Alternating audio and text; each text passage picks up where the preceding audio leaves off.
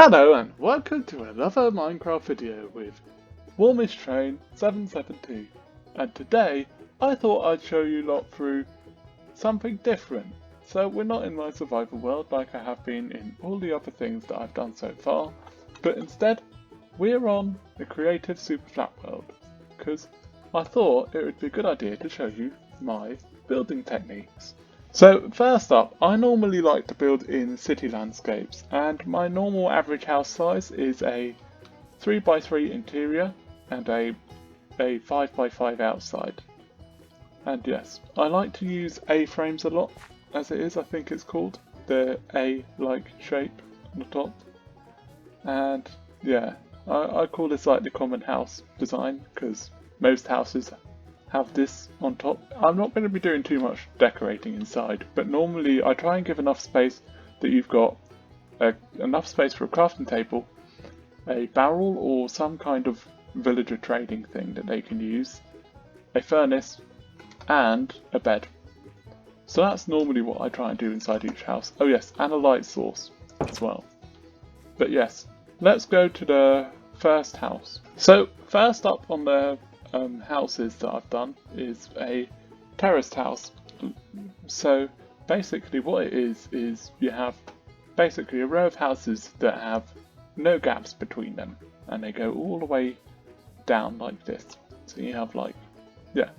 So yeah, normally I would say with the roofing for a terraced house, personally I think it looks better if you do it straight across so they all have near enough a uniform roof, and the ones on the side will obviously have this like frame here, and yeah, so it's pretty simple. It's just basically your single house with extra houses put straight onto the side of them.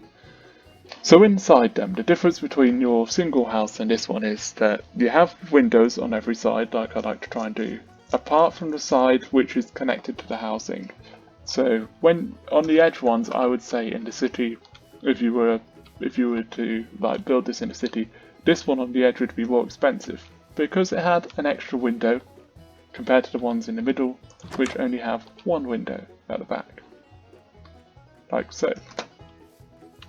So anyway, so the next house on my agenda is another single one, but the difference between this one and the last one is this one has almost had a extension added to it. So it's like almost like a granny annex, if you like, added to the side. So when you go inside, you could like say this is your dining room, and then this is your bedroom area. So this is where most of your work happens, and then you've got a separate sleeping area where it's a little bit more private, and yeah, I like to do this design just because it's like adds a little bit of variation. And with the roof, I used half slabs just to make it seem like it's not the same as the other one. It's been like almost added on, so it's like a lean-to almost. That's the other word for it. Yeah, it's because it's obviously leaning towards the house. But yeah, enough of me explaining. I'm going to go on to the next one. So the next house here is basically what you might find in a street or something. And the idea is that you have two houses the same, like this, and you have a path in the way. And instead of getting rid of the path, all I've done here is I've decided to extend up one block, one story as such, and have made a corridor just to connect them together.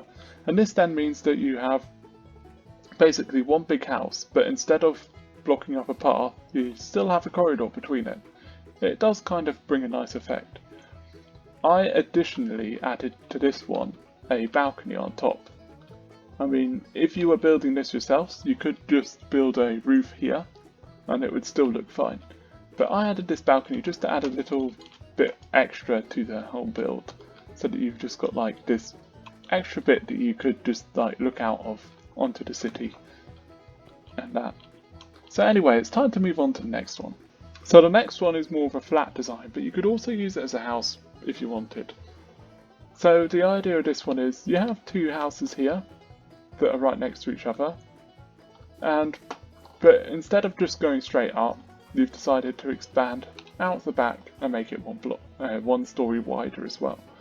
And this kind of gives you a nice area where you can put a few more houses maybe, because you could add steps or ladder here, so you could get up to the top floor. And what I have done on this one here is, instead of adding a roof like I have on the other ones, I've decided to make it flat, so that if I wanted to build in the future, I've got like an easy way to build in the future. But basically, this house here adds just a little bit of extra detail. Sometimes it seems like it's just missing. So let's go on to the next design. It's a zigzag. So this one's good at saving space too, because with this one it doesn't look too odd if you only have one house.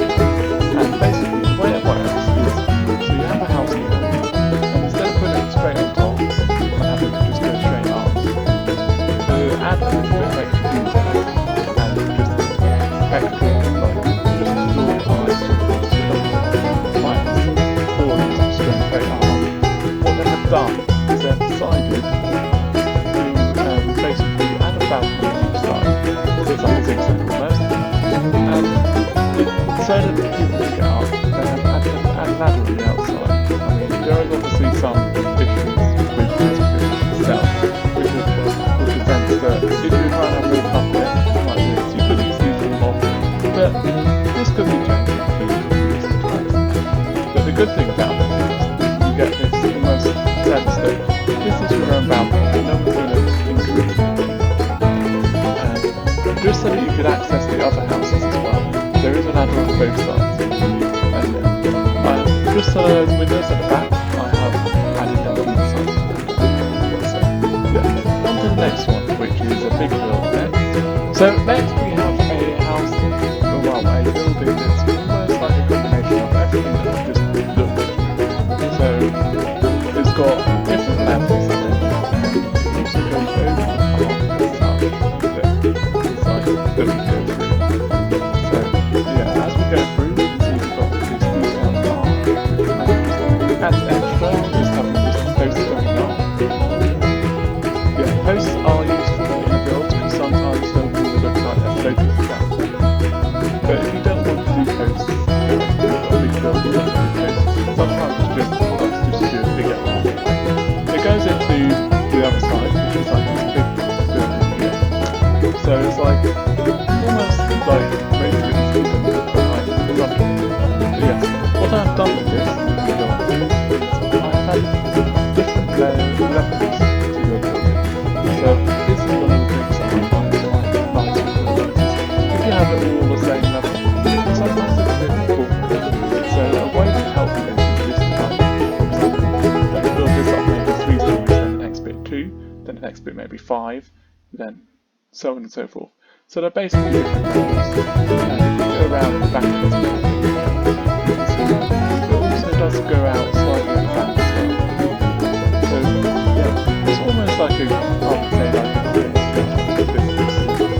But this is still part of the art. So you could build like a little garden down there, so that as you go into the property and stuff, to go into the flats, you've got a nice area to look at. And you've also got a place where people inside the buildings go out. And if we're going by the 3x3 square that I was saying earlier,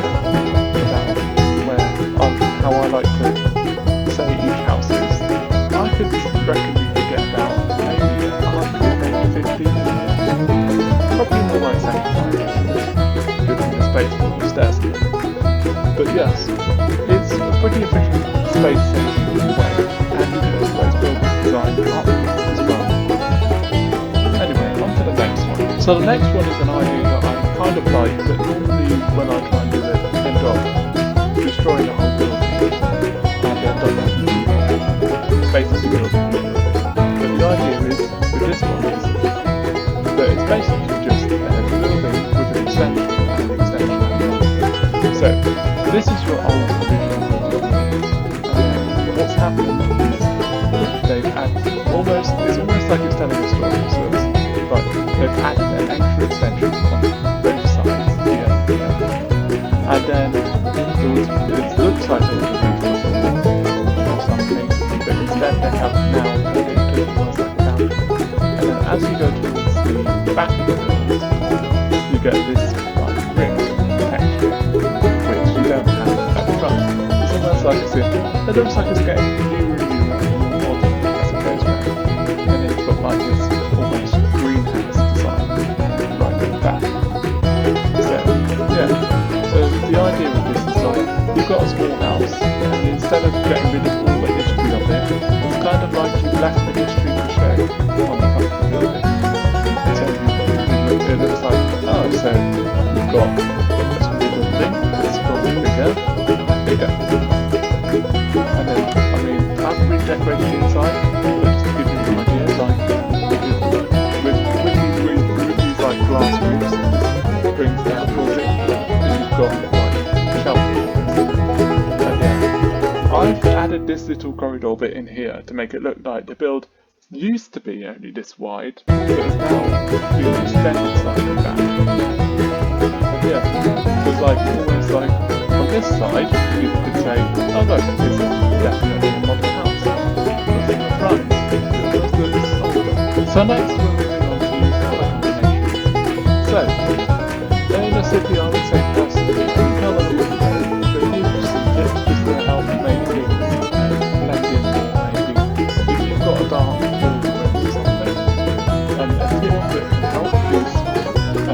a light colour you want to bring in, often it's a darker colour on the outside, and just make it tone down a bit and not be so bright in the text.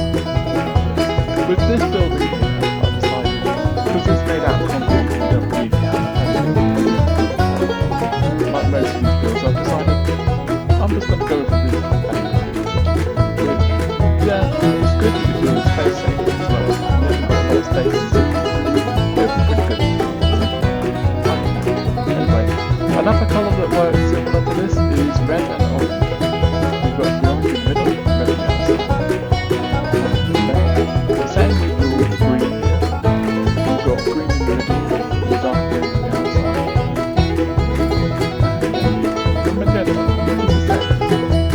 So next I'm going to be moving on to some of the more precious ones, because I think you can build with them, but it can be quite hard to do, like I said. So, first up we have a sandstone house. With this sandstone house, I decided we were going to add the precious ores. Gold and diamonds. So, with precious ores, I would say adding less is better than adding less. So, yeah. So, I've only put one at the top of the building, like this. Diamond block at the very top. But this is just to like add an extra bit, because you've got this A-frame roof that's almost like the cornerstones. So just add an extra bit of detail, sometimes like this a build.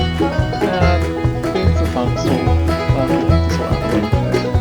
Set the weather back. Oh yes, on the roof of this as well, I decided to add glowstone, because you can also use, if you want to use a light source for this build, you could use glowstone just to add that extra bit of detail to it. And the main thing with this is the fact that most of these blocks here are actually a yellowy colour, like the sun, so they just blend in a little bit better than without it. I wouldn't recommend building too many precious blocks, like just building a house out of gold or diamond, just because generally speaking, in real life, people don't generally have that much gold and diamonds to build a whole house out of it, so it doesn't quite fit in properly. But anyway, we're moving on to the next one now. So the next house is Prismarine. Prismarine, we have green and blue colours. So with this one, the colours which go best are, well, the precious ores that go best are diamond and they go best in this build. And so what I have done is I've basically used the diamonds as the posts and the emeralds as top and bottom. So yeah, I would personally say simply there's too many precious blocks